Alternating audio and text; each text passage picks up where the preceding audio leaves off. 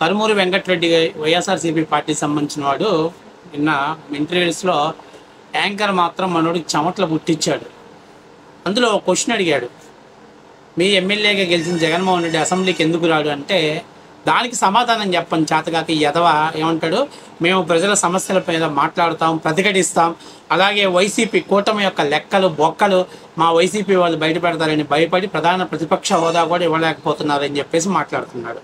ఒరే నీలాంటోడే అందమైన పిల్లాన్ని ఇస్తే పిల్లలు ఎందుకు పుట్టలేదురా అని అంటే మింగలేక మంగళవారం మాటలు చెప్పాడంట.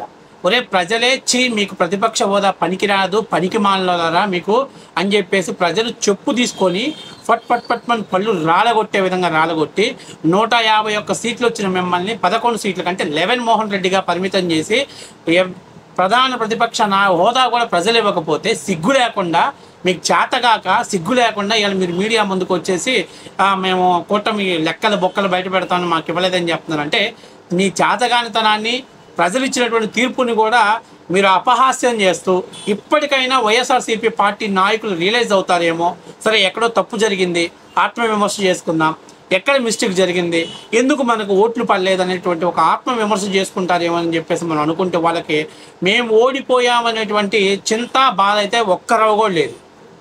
ఎంతసేపు ఉన్నా కొండకి ఎంట్రుకు వేసాం, వస్తే కొండ వస్తుంది, పోతే ఎంట్రుకు పోయింది, ఇదే ఆలోచనలు ఉన్నారు తప్పనిచ్చి ఎక్కడ తప్పు జరిగింది, ఎందుకు మమ్మల్ని ప్రజలు ఇంత దూరంగా పెట్టారు, 11 సీట్లకే పరిమితం ఎందుకు చేశారనే దాని మీద పోస్ట్ మార్టం చేసుకునేటువంటి ఛాన్స్ మాత్రం వైసీపీ వాళ్ళు తీసుకోవట్లేదు. అంటే ఎంత దారుణంగా మాట్లాడుతున్నాడు. గత 5 ఏళ్లుగా మీ లెక్కల బొక్కలు కన్నా బయట పెట్టారా? మీ కార్పొరేషన్స్ని ఏర్పాటు చేసి అక్రమంగా రుణాలు తీసుకున్నారు. కొన్ని కార్పొరేషన్స్కి ప్రభుత్వ గ్యారంటీ పెట్టి రుణాలు ఇచ్చింది, కొన్ని కార్పొరేషన్లకు ప్రభుత్వ భవనాలను గ్యారంటీ పెట్టి రుణాలు ఇచ్చింది. అట్లాగే ముబ్బడిగా అప్పులు చేశారు, కాంట్రాక్టర్లకు డబ్బులు ఎగ్గొట్టేశారు. వీటన్నిటి మీద ఏ రోజైనా కానీ మీరందరూ కూడా మాట్లాడి ఇదిగో మిస్టేక్ ఇక్కడ జరిగింది, తప్పు ఇక్కడ జరిగింది, దానిపైన పూర్తి స్థాయిలో మేము విచారణ చేస్తాం, మా పార్టీ తరఫున మేము పోస్ట్ మార్టం చేసుకుంటాం, మార్పుల కోసం ట్రై చేస్తాం ప్రయత్నం చేశారా? అంటే కనీసం 5 ఏళ్లలో ఇంగిత జ్ఞానం ఉందా మీకు?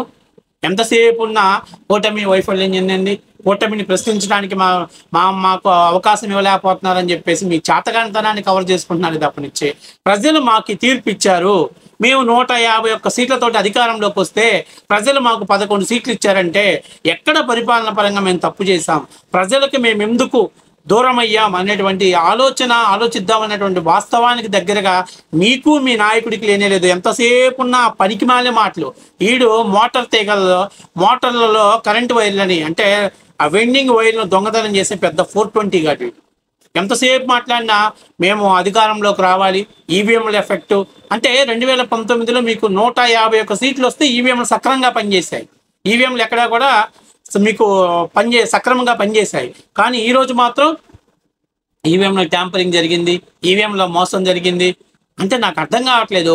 ఇప్పటికైనా మేము ఎందుకు ఓడిపోయామనేటువంటి పోస్ట్ మార్టం చేసుకోలేని మీలాంటి వాళ్ళకి ప్రజాస్వామ్యంలో అసలు మాట్లాడేటువంటి అర్హత కూడా లేదు. ప్రజలు కూడా ఈసారి రానున్న రోజుల్లో ఖచ్చితంగా జగన్మోహన్ రెడ్డికి 1 సీటుకు పరిమితం చేస్తే అప్పుడు ఆత్మవిమర్శ చేసుకుంటాడు. నేను అడుగుతున్నా, అసలు ఏంటి గత 5 ఏళ్ళుగా మీరు పీకింది ఏంటి, ప్రజలకు ఉపయోగపడింది ఏంటి? ఒక్కటి చెప్పండి. మీరు ఇచ్చిన హామీలను సక్రమంగా నెరవేర్చుకున్నారా? ప్రత్యేక హోదా చేస్తామన్నారు, మోడీ కాళ్ళకు దండం పెట్టారు, కేంద్రం మెడలు ఉంచుతానన్నాడు, ఢిల్లీ పోయి మన అన్న మెడలు ఉంచాడు, పోలవరాన్ని పరిగెత్తిస్తాను, కేంద్రం డబ్బులు అయిపోయినా కడతానన్నాడు, కేంద్రం ఇచ్చిన డబ్బులు నొక్కేసి పోలవరాన్ని పండబెట్టేశాడు, అమరావతిని ఆపేశాడు, రైల్వే జోన్ని నిలబెట్టేశాడు, ప్రత్యేక హోదా ఊసే లేదు. అవన్నీ పోగా ఆంధ్రుల ఆత్మగౌరవం విశాఖ ఉక్కుని ప్రైవేటీకరణం చేస్తానికి తెర వెనక సూత్రధారులుగా మీరు ముందు నడిపించారు. ఇంత నిస్సిగ్గుగా అసలు సిగ్గు శరం లేకుండా ప్రజల మీద పెంచిన విద్యుత్ ఛార్జీలు, ఆర్టీసీ ఛార్జీలు, పెట్రోల్ ఛార్జీలు అన్నిటి మీద పెంపుదలతోటి రాష్ట్ర ప్రజలకు పిచ్చెక్కిపోయింది. అబ్బా 5 ఏళ్ళు రాజశేఖర రెడ్డిని చూపిస్తాడంటే రాజారెడ్డిని చూపించాడు రా నాయన, ఇక దన్నవరా నాయన, జగన్మోహన్ రెడ్డికి ఇంకా జీవితంలో ఓట్లు వేయకూడదని చెప్తే మీలాంటి వాళ్ళు మీరు సగం జగన్మోహన్ రెడ్డి సర్వనాశనం చేశారు. భజన చేస్తారు. జగన్మోహన్ రెడ్డి వీరుడు, జగన్మోహన్ రెడ్డి సూర్యుడు, జగన్మోహన్ రెడ్డిది అంత ఉంటుంది, జగన్మోహన్ రెడ్డిది లెగిస్తే ఇంత ఉంటుంది, ఇదే భజన చేయటం తప్పనిచ్చే ఏ రోజైనా వాస్తవానికి దగ్గరగా ఇదిగో జగన్మోహన్ రెడ్డి గారు ఈ 3 రాజధానులు గుండా ఇంతమంది దగ్గర మన వ్యతిరేకత వస్తుంది, లేకపోతే ఇదిగో ఈ స్కీమ్ గుండా ఇంతమంది మనల్ని వ్యతిరేకిస్తున్నారు, దీని మీద మనం పునరాలోచన చేసుకోవాలి, పునర్సమీక్ష చేర్పించుకోవాలి, ఎక్కడైనా తప్పు జరిగితే దాన్ని కంట్రోల్ చేసుకుని ప్రజల్లో మనం మంచి పేరు తెచ్చుకోవాలనేటువంటి ఆ సూచన సలహాలు ఇచ్చినటువంటి ఎదవ ఒక్క లేడు, ఒక్క సన్నాసుడు లేడు. అసలు కనీసం జగన్మోహన్ రెడ్డి మీలాంటి ముండాకూరులోకి అపాయింట్మెంట్ అని ఇస్తారంటారా? ఏ రోజున అపాయింట్మెంట్ ఇచ్చాడు జగన్మోహన్ రెడ్డికి? జగన్మోహన్ రెడ్డి కనీసం సజ్జలకు తప్ప నుంచి ఎవ్వడికి కూడా, సజ్జలకి విజయసాయి రెడ్డికి అలా 5-6 వంది మగాదులు తప్ప నుంచి ఎవ్వడికి కూడా అపాయింట్మెంట్. ప్రజాస్వామ్యంలో ఎమ్మెల్యేలు వస్తారు, మంత్రులు వస్తారు, కలిసి వాళ్ళతో మాట్లాడి ఏదైనా ప్రాబ్లం ఉంటే షార్ట్ అవుట్ చేసుకుంటారు. కానీ జగన్మోహన్ రెడ్డి గత 5 ఏళ్ళు తాడేపల్లిలో ప్యాలెస్ ఆడుకున్నాడు, తాడేపల్లిలో ప్యాలెస్లో కూర్చొని పబ్జీ ఆడుకున్నాడు, లేదంటే ఏదో ప్రెస్ మీట్ పెడతాడు, రికార్డెడ్ ప్రెస్ మీట్ పెడతాడు.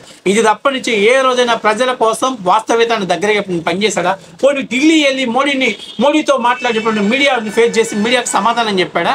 ఢిల్లీ వెళ్తాడు, డోర్లు వేసుకుంటాడు, బయటకు వస్తాడు, చిలకనవ్వు వస్తాడు. ఏందయ్యా ఏం చేసావయ్యా జగన్మోహన్ రెడ్డి, మోడీ గారిని ఏమడిగావంటే ఎలాగ విజయసాయి రెడ్డి వస్తున్నాడు, విజయసాయి రెడ్డిని అడుగుంటాడు. అంటే బ్రోకర్ పనులన్నీ చేసి చక్కబెట్టాడు, బ్రోకర్ వస్తున్నాడు, వెనక బ్రోకర్ గాడు వస్తున్నాడు, బ్రోకర్ని అడిగానంటారు. ఇంకేం చేశారు గత 5 ఏళ్ళుగా? ఏం చూసి మీ ముఖాలు చూసి ఓట్లేస్తారా? మీకు ఈవీఎంలు ట్యాంపరింగ్ అయిందని మాట్లాడుతున్నాం. సిగ్గుండాలి. ఇప్పటికైనా కూడా ఆత్మవిమర్శ చేసుకోవట్లా, పోస్ట్ మార్ట్ చేసుకోవట్లా. మీరు ఎక్కడ మనం వైఫల్యం చెందాం? ప్రజలు మనం ఎందుకు చీకొట్టారు? జగన్మోహన్ రెడ్డిని ఎందుకు ఈడ్చి అవతల పడేశారు? ఫ్యాన్ ఎందుకు ఇంట్లో నుంచి పీకి బయటపడేశారు అనేటువంటి దాని మీద మీరు ఆత్మవిమర్శ చేసుకుంటే ఈ ఈవీఎంలు ట్యాంపరింగు లేకపోతే హామీల ఎఫెక్ట్ అని చెప్పాల్సిన ప్రజలు నమ్మే పరిస్థితిలో లేరు. ప్రజలు ఒక్కటే. ప్రజలు వైఎస్ రాజశేఖర రెడ్డి కొడుకుగా చూద్దాం అనుకున్నారు, కానీ రాజారెడ్డి మనవడగా రాష్ట్ర ప్రజలందరికీ కూడా చూపించాడు. కాబట్టి ప్రజలందరూ దెబ్బకు దండం పెట్టి అరే బాబు నువ్వు వద్దురానైనా దిగిపో అని అంటున్నా. వైఎస్ జగన్మోహన్ రెడ్డికి వైఎస్ రాజశేఖర రెడ్డి గారికి చాలా తేడా ఉంది. ఏంటంటే 2004లో చంద్రబాబు నాయుడు దిగిపోయినాటికి ఉమ్మడి ఆంధ్రప్రదేశ్లో ఔటర్ రింగ్ రోడ్డు కానీ, శంషాబాద్ ఎయిర్పోర్ట్ కానీ, హైటెక్ సిటీకి కానీ ఇవన్నీ సంబంధించినటువంటి అనేక వర్కులు పెండింగ్లో ఉన్నాయి. సరే ఆయన లూటీ చేశాడు, వేరే విషయం. కానీ ఆయన ముఖ్యమంత్రి అయిన తర్వాత వాటన్నింటినీ కూడా ఎక్స్టెన్షన్ చేశాడు. అవసరమైతే ఇంకా కొంచెం ముందుకు పొడిగించేటి మార్గం చేశాడు. ఈరోజు ఆంధ్రప్రదేశ్లో హైదరాబాద్ ఒక ఎకనామికల్గా సర్వే అవ్వడానికి చంద్రబాబు నాయుడు గారు బేస్ పెట్టేస్తే రాజశేఖర రెడ్డి గారు కూడా కాస్త కూస్తూ ట్రై చేశాడు. కానీ నువ్వు ఆంధ్రప్రదేశ్ ప్రజలు కలల రాజధాని 33,000 మంది రైతులు స్వచ్ఛందంగా ప్రభుత్వానికి భూములు ఇస్తే నువ్వు ముఖ్యమంత్రి అయిన తర్వాత నేను 3 రాజధానులు పెడతాను, నాకు ఇక్కడ రాజధానిగా ఉండటం ఇష్టం లేదు, 3 ప్రాంతాలు అభివృద్ధి చెందాలి, ఇట్లాంటి ముండాకోరు సచ్చు మాటలు చెప్పారు. కాబట్టి ప్రజలు చిచ్చి అసలు జీవితంలో రాజశేఖర రెడ్డికి జగన్మోహన్ రెడ్డికి చాలా తేడా ఉంది. రాజశేఖర రెడ్డి ఏదైనా ఒక మాట ఇస్తే కనీసం ఒక 60% నిలబెట్టుకుంటాడు. జగన్మోహన్ రెడ్డి మాట ఇస్తే కేవలం 20% నిలబెట్టుకోవడానికి రాష్ట్ర ప్రజలు నమ్మారు. కాబట్టి పిచ్చిగా ఓడించి 11 సీట్లకు పరిమితం చేశారు.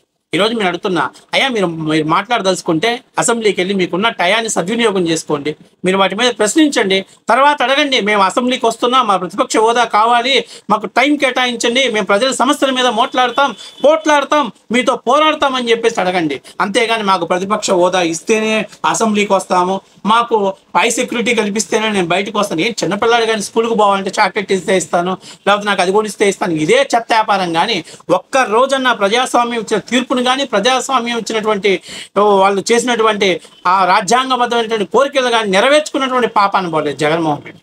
ఎంతసేపు ఉన్న ఎమోషనల్ బ్లాక్మెయిల్ చేస్తాడు, తన చాతగానితనాన్ని కూడా ఏదో పెద్ద హీరోయిజంగా వెలివేషన్స్ వేసుకుంటాడు. ఇలాంటి డాల్ డక్కర్ గాళ్ళు ఉన్నంత వరకు, ఇలాంటి బ్రోకర్ గాళ్ళని పనిచేసేంత వరకు మీరు మాట్లాడుతున్నాడు మేము ప్రశ్నిస్తాం. ఏం మీరు ప్రశ్నించేది? ఏం పీకారు గత 5 ఏళ్ళు ముందు మీరు చేసిన సమాధానం చెప్పిన తర్వాత మాట్లాడదాం.